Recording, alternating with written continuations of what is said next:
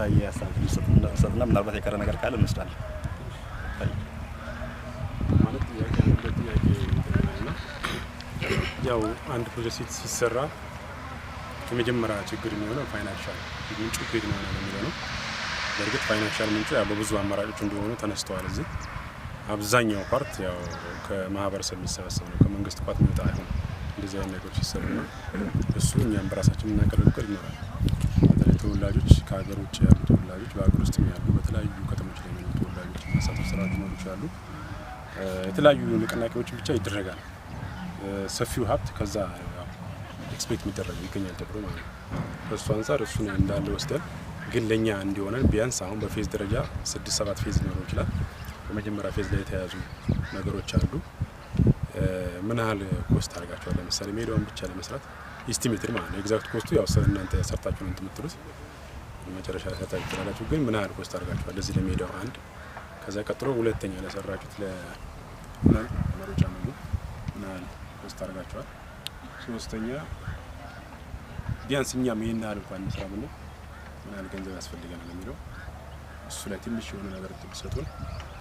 አጠቃላይ ፕሮጀክቱ ሂውጅ ሊሆን ይችላል።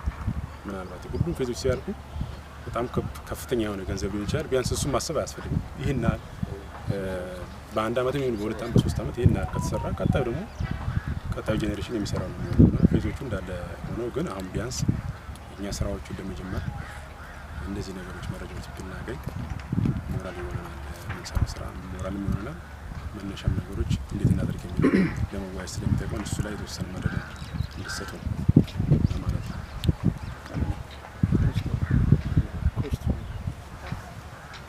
የተለየ ተደጋሚ ማህበር ነው የመጣው ሰው በዚህ ጥያቄ የምናጨናንቀው አይደለም። ስራው በራሱ ተጨናንቀው ነው የመጡትና በራሱ የተወሰነ ሌሰን በተለይ ሂደቱ ላይ እንዴት ደፈሩት፣ እንዴት ሄዱበት፣ እንዴት አሳካቹት፣ እኛ በምን መልኩ ብንሄድ ይበልጥ ውጤታማ ልንሆን እንችላለን፣ እነሱ ካጋጠማቸው ቻሌንጅ አንፃር ካገኙት መልካም እድል አንፃር የተወሰነ ተሞክሮና ወኔ ሰንቀን ሄደን በጣም አግዝፈን ሞራላችን ወይም ተስፋችንን በሚሟጠጥ መልኩ ሳይሆን ማድረግ ይቻላል የሚለው ነገር ላይ ወኔ ሰንቀን ለመሄድ ነው በዋናነት የመጣ ነው። ማድረግ ይቻላል ከተረባረብን፣ አንድ ከሆነ ከተደማመጥን፣ ከታች ጀምሮ ከሊስትሮ ጀምሮ አጠቃላይ አመራሩ ማህበረሰቡ በጋራ ከሄደበት ማድረግ ይቻላል።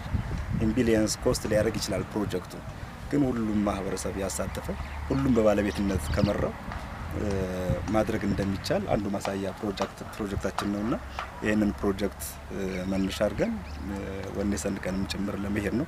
ኢች ኤንድ ኤቭሪቲንግ ቴክኒካሊ ገብተን እያንዳንዱ ነገር በዚህ ሜዳ ላይ ልንጨርሰው አንችልም። ቅድም ክቡር ከንቲባውን በደንብ አንስተውልናል። ከሰነድ ጀምሮ የተለያዩ ግብአቶች በየትኛውም ሰዓት ለመደገፍ ዝግጁ ነን የሚል በስልክ ማውርተናል። ቅድምም በዌልካም ስፒቻቸው ላይ በደንብ ገልጸውልናል።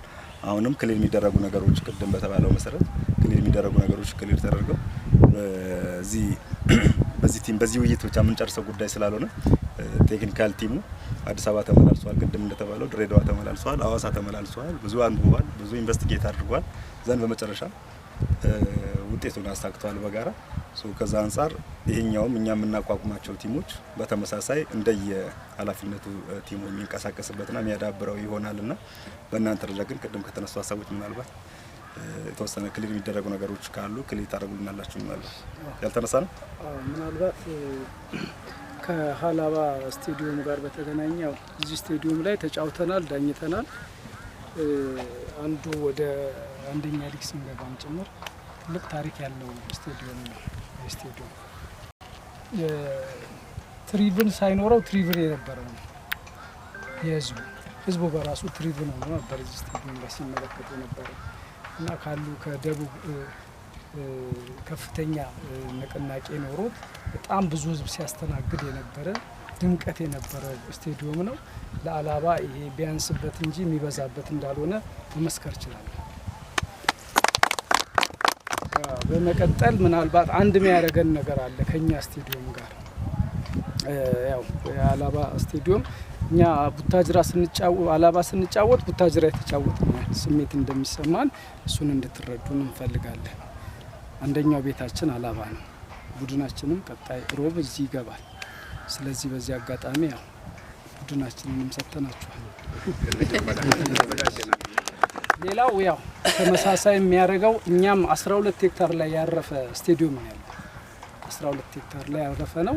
ቅድም ወንድሜም እየገለጸው እንደነበረው ሁለገብ ነው የኛም ስቴዲየም።